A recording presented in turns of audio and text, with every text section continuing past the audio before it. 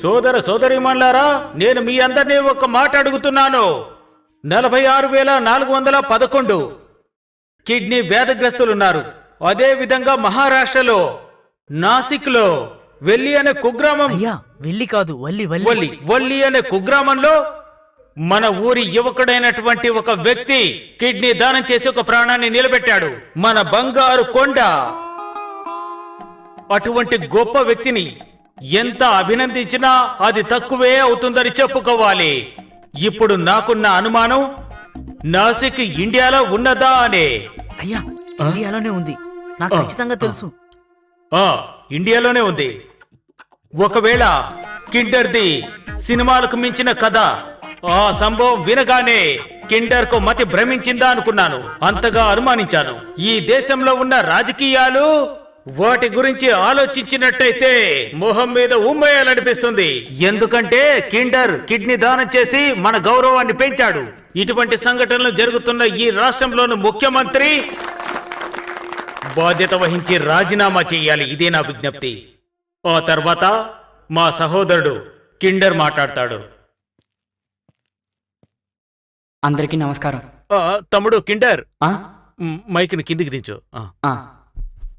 అమాయకుడు. అందరికీ నమస్కారం. ఇదే మొదటిసారి నేను మైక్ ముందు నించున్నది. అదే ఏ చెప్పాలో తెలియట్లేదు.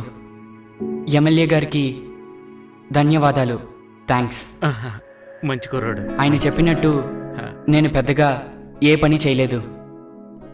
నేను చేసింది త్యాగంగా తెలియట్లేదు. నాసిక్ వెళ్ళడానికి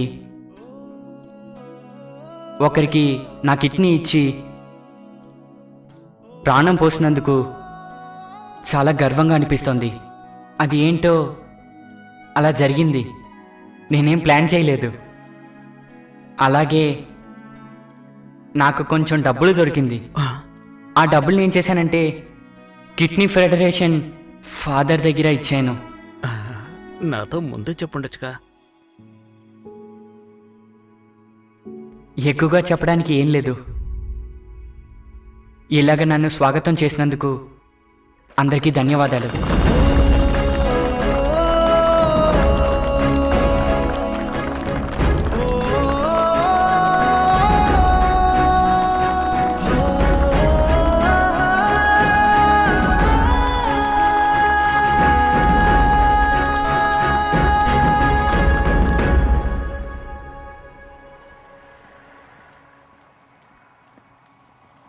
కిండర్,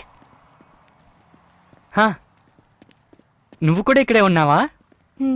ఈ ఫంక్షన్ వీళ్ళే అరేంజ్ చేశారు. నేను ఇప్పుడే వస్తాను. నీకు డబ్బులు కావాలి, అమ్మా నాన్నలు ఉన్నారని అలా చెప్పి మరి నువ్వు ఇక్కడెందుకు డబ్బులు ఇచ్చావు? తల్లిదండ్రులు లేకుండా నేనెలా పుడతానండి? కళ్ళు తెరిచి చూసినప్పుడు ఎవరు లేరు. ఇప్పుడే నా జన్మ ధన్యమైంది. ఒక వ్యక్తికి ప్రాణం పోసాను కదా, అది చాలు. వచ్చే వారం మా నాన్నగారు వస్తున్నారు. నాన్నతో ఏం చెప్పాలని ఆలోచిస్తున్నాను. మనం ఆశించేటట్టు ఏది జరగదు కదా. నా సంగతి చూడండి. నేను ఒక అమ్మాయిని ఇష్టపడ్డాను. తన కొరికే ఇక్కడికి వచ్చాను. ఇన్ని వేషాలు వేశాను. ఇప్పుడు తను వెళ్ళిపోయింది. నేను తిరిగి వెళ్ళిపోతాను.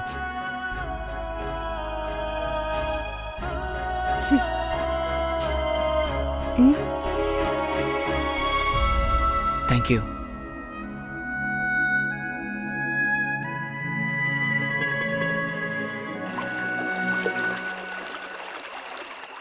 తలరాత. అయ్యో, ఒక కిడ్నీని పోగొట్టుకొని ఎంత బాధపడుతున్నాడో. పశువుల పేడ తీయించి స్నానం చేయించి అది కాదు కానీ జాయ్, ఇంతకీ ఒరిజినల్ రాహుల్ ఎవరు? వాడు దొరికాడా? హ్మ్. ఓ, అయితే వాణ్ణి హత్య చేసి వచ్చావు. అదే కదా క్లైమాక్స్? కాదు స్వామి, దానిలో ఒక ట్విస్ట్ ఉంది. ఇంకా ట్విస్టా? సరోన్, ఉమ్,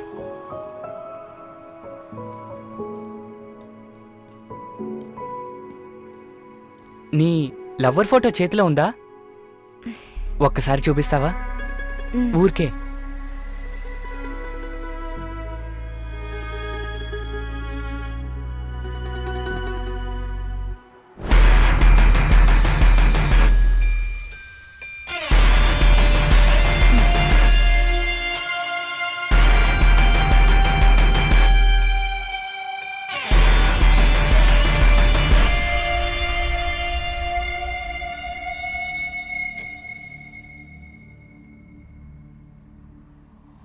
జాయ్, ఎక్కడున్నావు? నేను ఇంట్లో ఉన్నాను రా. పెళ్ళికి వెళ్ళి నేను ఇప్పుడే వచ్చాను. ఇంతకీ మీ ఫంక్షన్ ఎలా జరిగింది? బాగా జరిగింది. ఓ, నువ్వు అక్కడ ఉంటావా? ఉంటాను. ఏరా? మనం ఒక వ్యక్తిని కలవాలి. సరే ఓకే. సరే, ఓకేరా. ఏంటి కిండర్?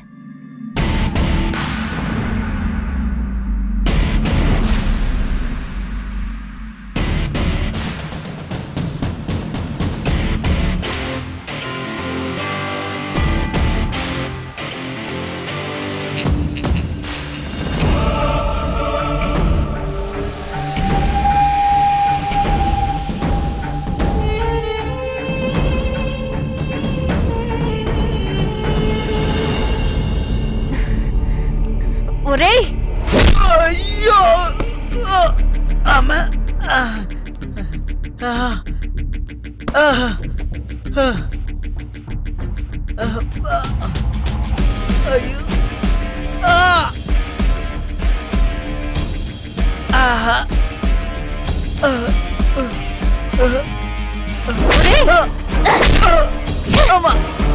అయ్యో.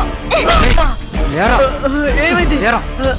నిన్ను రేయ్, నువ్వు వెళ్ళింది దీంతోనేనా? అయ్యి బాబోయ్, నిజంగా నాకు తెలియదురా. రేయ్, నేను చెప్పేది నిజంరా.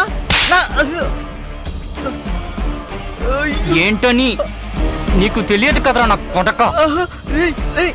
ఆ? నేను నీ ఫ్రెండ్ రా. ఏంట్రా నువ్వెప్పుడు రాగులయ్యావు?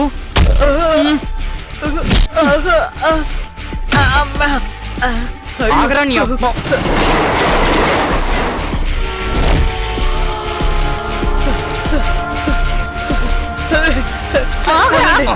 వదలండి.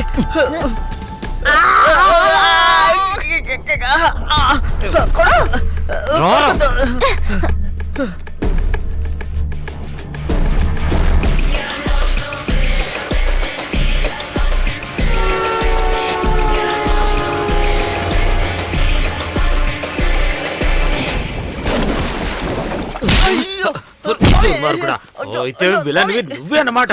కొట్టుకోండి స్వామి. నువ్వెలారా రాహుల్ అయ్యావు? నిన్ను- స్వామి, అయ్యో అయ్యో స్వామి, స్వామి, చెప్పరా? నాకు దారిలో ఒక పర్సు దొరికింది. అది రాహుల్ది. అందులో వాడి సిమ్ము అడ్రస్ ఉండింది. దాని వల్ల నేను అలా అయితే చేశాను. నీకు ముందే తెలుసు కదా వాళ్ళు వెతుకుతున్నది నీకోసమని. నిజంగా నాకు తెలీదు. వాడిని ఎలాగైనా పంపించాలనుకున్నాను, కానీ వాడు కిడ్నీ ఇస్తాడని నాకు తెలీదు. అమ్మా. అయ్యో స్వామి, కొట్టదు స్వామి, కొట్టదు స్వామి. అయ్యో, కాల్చొద్దు స్వామి, కాల్చొద్దు, కాల్చొద్దు.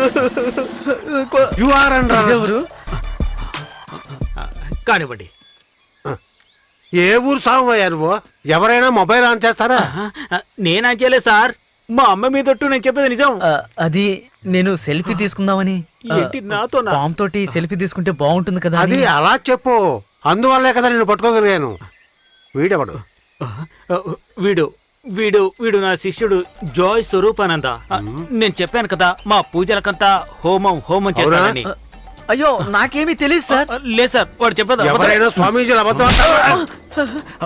సార్, ఒక పక్కే కొట్టండి, ఇంకో పక్క కొట్టండి. Arrest him. రైట్. మర్యాదగా చేస్తే ఎందుకు వస్తావు? పాతరా. పోరా. తీసుకుపోదండి. సార్. మీరు దయచేయండి, అటు పక్కకు దూకోండి. అటు అటు పదండి త్వరగా. అన్నా, జాగ్రత్తగా నడపండి. నా భార్య కడుపులో బిడ్డ ఉంది. ఏంటా మొహంలో మచ్చ? ఇదా నా వైఫ్ ఇంట్లోంచి వచ్చారు, వాళ్ళ మర్యాదలు వాళ్ళు చేసి వెళ్ళారు. మగపిల్లడు చాలండి. అది నాసికకు వెళ్ళి పూజ చేసి దొరుకుతుంది. ఓహో,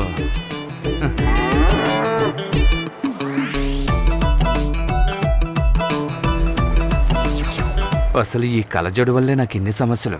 ఈ కలజోడు నాకు అక్కర్లేదు.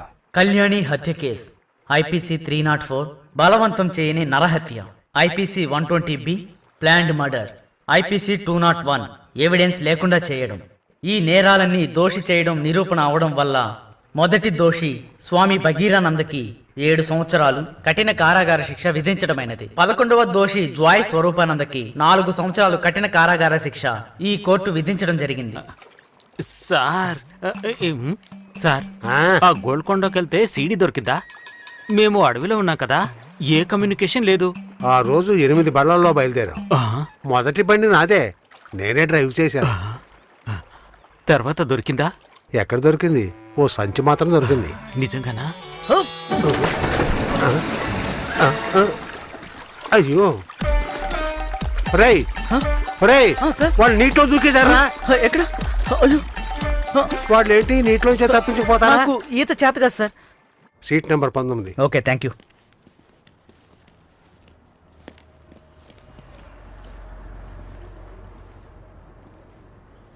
భద్రాచలానికి ఒక టికెట్. భద్రాచలానికి ఒక టికెట్.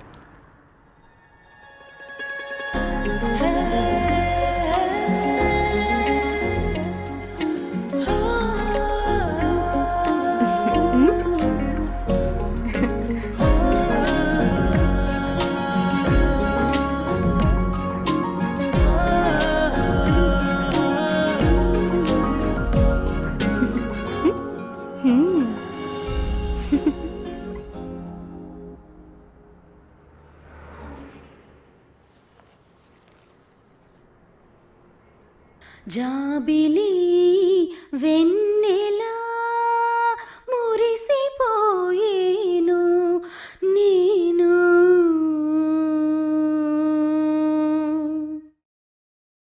ఈ వసంతం పూసిన వెండి తెరలాగా దిగిరారా. వెళ్ళొస్తాను. థ్యాంక్స్. రండి. కలలతో నిండిన కవితలు లాగా. ఏయ్, ఆ సీట్ నెంబర్ ఎంతో చెప్పు. ఆ సైడ్లండి. 35నా? అవును. అది ఇక్కడే ఉంది, జాగ్రత్త. అయ్యో, ఏమైందిరా? కిండర్ వాడు నన్ను చూస్తే చంపేస్తాడు. అరే చెప్పేనా? మన్నించండి స్వామి. నేను పిలిచానంటే నీ కథ అంతే. స్వామి, ఎలా ఉంది? స్వామి. జయకుమారి తన చేతిలో ఉన్నది నా సొమ్మే. మీరు ఇక్కడ ఉన్నారని చెప్పనా?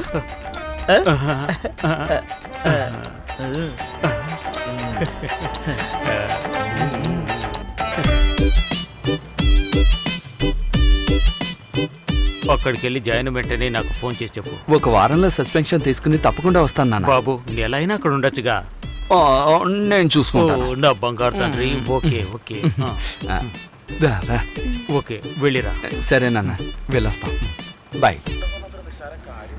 జాగ్రత్తగా ఎక్కువ. మీ ఇల్లు నాకు నచ్చింది. అయ్యో వీడా, ఎవరిని చూడకు. కూర్చో. కూర్చో, ఎవరిని తిరిగి చూడకు. దీన్ని ఇక్కడ పెడతాను. ఎక్కడ? అమ్మయ్య,